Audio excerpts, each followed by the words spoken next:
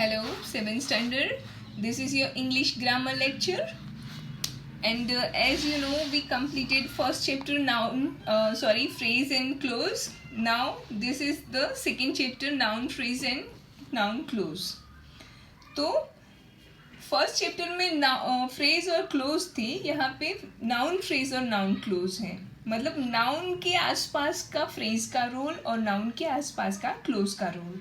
तो नाउन के साथ फ्रेज का क्या रोल है, व्हाट इज द रिलेशनशिप, और क्लोज के साथ. Let us see first noun phrase.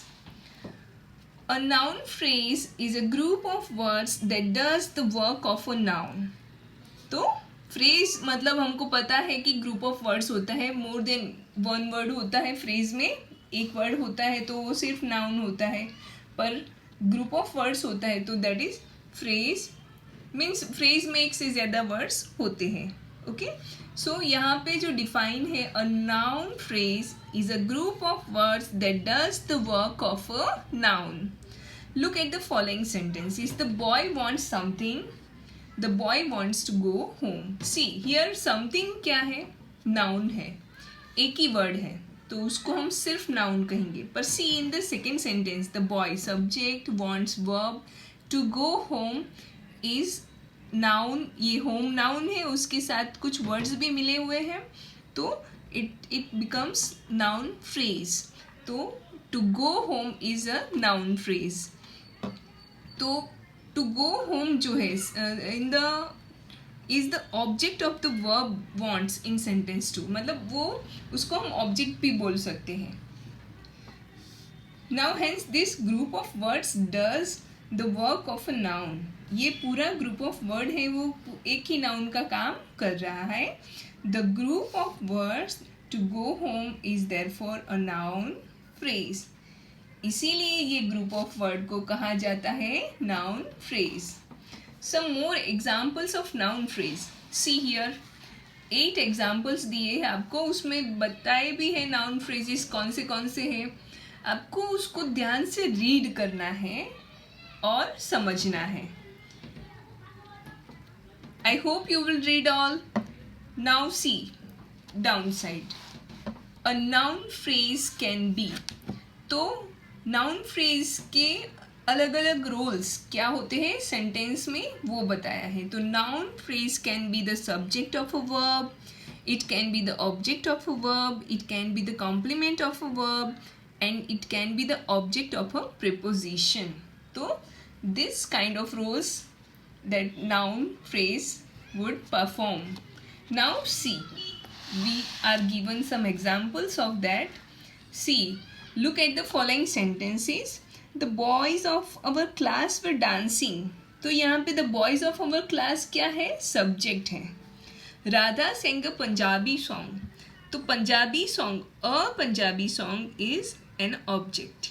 My father works in a big factory. Object of a preposition in. Preposition object of a preposition क्या होता है, प्रीपोजिशन के बाद जो ऑब्जेक्ट आता है that is called object of the preposition in.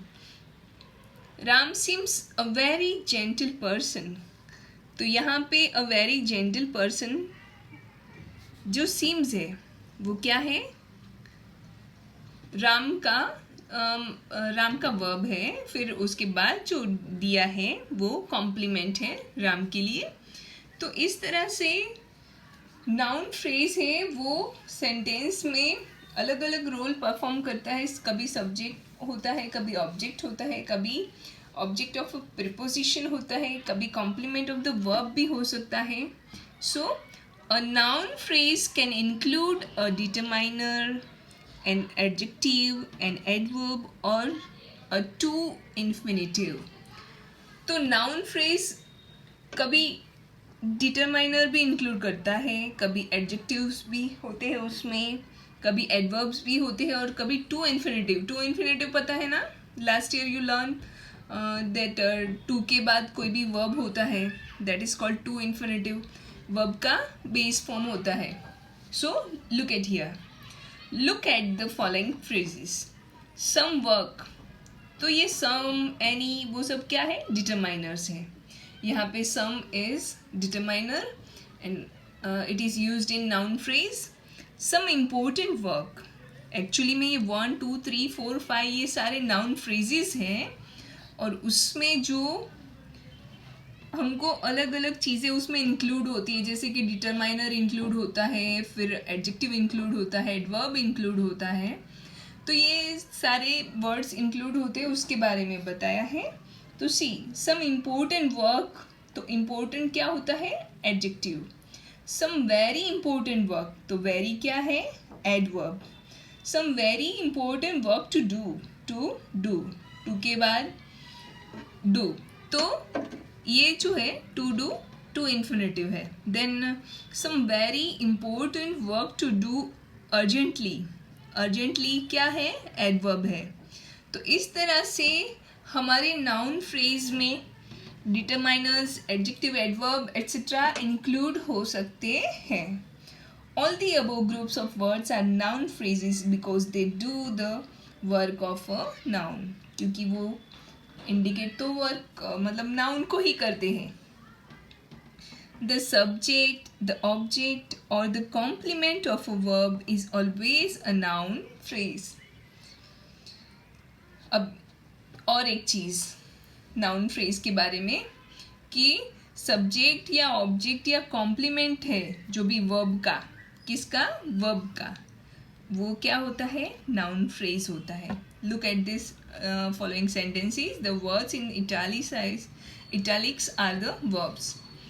C we enjoy, italic word है वो हमारा वर्ब है और उस वर्ब का जो ऑब्जेक्ट है that is our noun phrase. He loves to sing and dance, तो ये हमारा नाउन फ्रेज है. The birds flying in the sky look beautiful, ये सब्जेक्ट है but it behaves as noun phrase. Roaming about in the rain is our subject. Made me ill, made क्या है? हमारा verb है. तो इस तरह से सारे ही एग्जाम्पल्स आपको रीड कर लेने हैं और ट्राई टू अंडरस्टैंड कि कहीं पे नाउन फ्रेज सब्जेक्ट है, कहीं पे कॉम्प्लीमेंट है, कहीं पे ऑब्जेक्ट है. Okay, I hope you will read this carefully. Then put out noun phrases as in each sentence. तो तुम लोगों को इसमें से फर्स्ट एक्सरसाइज में से नाउन फ्रेजेस पिक आउट करने हैं. Pick out noun phrases in each sentence. तो आइडेंटिफाई करने हैं, अंडरलाइन कर लेने हैं. Then second exercise. अब सेकेंड एक्सरसाइज में complete each sentence using a noun phrase. उसमें आपको अपने नाउन फ्रेज लगाने हैं, जैसे कि I dislike dancing on stage. तो इस तरह से अपने नाउन फ्रेजेस ऐड करने हैं. What is your dislike? You can put here I promise, I will work hard, then he denies doing things. तो इस तरह से आपको अपने नाउन फ्रेजेस ऐड करने हैं और ये 15 सेंटेंसेस कंप्लीट करने हैं. तो यहाँ पे हमारा नाउन फ्रेज जो है वो कंप्लीट होता है.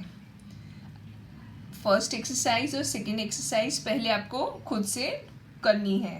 Then I will give you answers in the next period. So here we completed noun phrase and then noun close in the next video.